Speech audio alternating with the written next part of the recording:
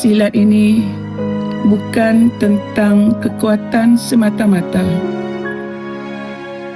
Ia tentang adab dan jati diri, tentang hormat, tentang mengenal diri sendiri.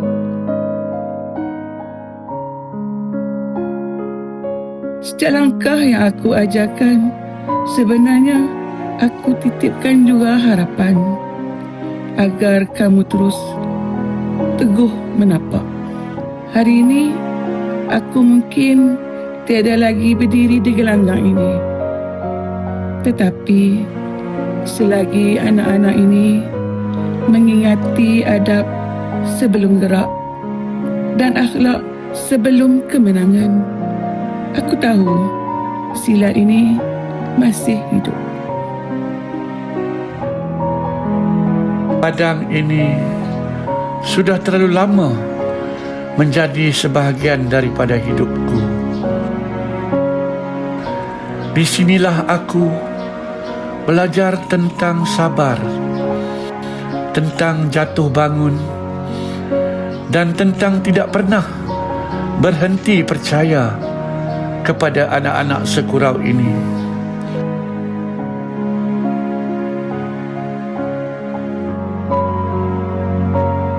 Bola baling bukan sekadar permainan. Ia mengajar aku bagaimana membentuk manusia.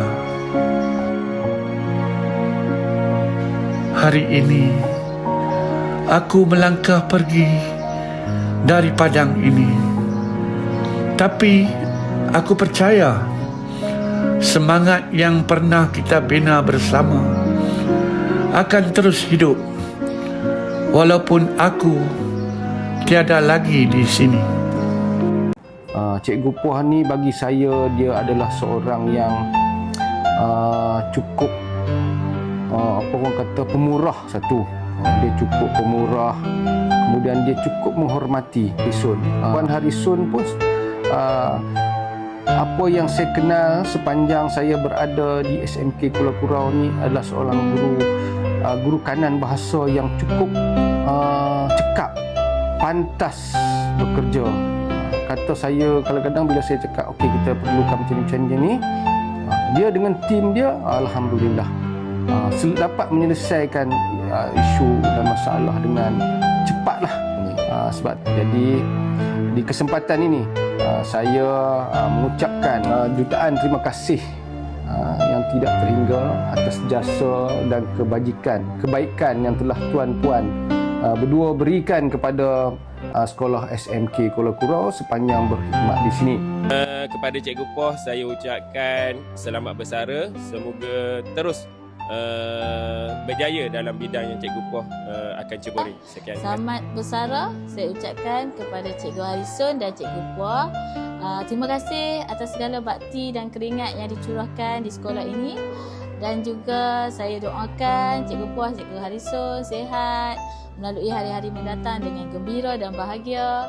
Segala semangat dan inspirasi Cikgu Harisun dan Cikgu Puah akan sentiasa kami kenang. Selamat bersara. Jumpa lagi Cikgu Puah, Cikgu Harisun. Selamat bersara dan semoga berjumpa lagi. Semoga jumpa lagi. Bye-bye. Selamat bersara. Selamat bersara. Selamat bersara Cikgu Puah dan Cikgu Harisun. Dan selamat bersara.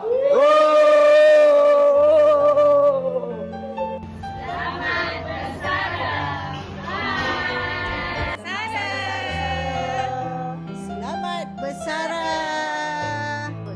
Selamat bersara.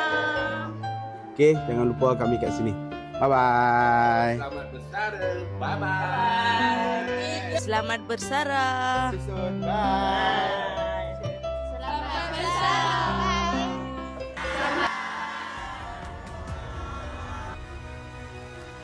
Di setiap lorong masa yang dilalui,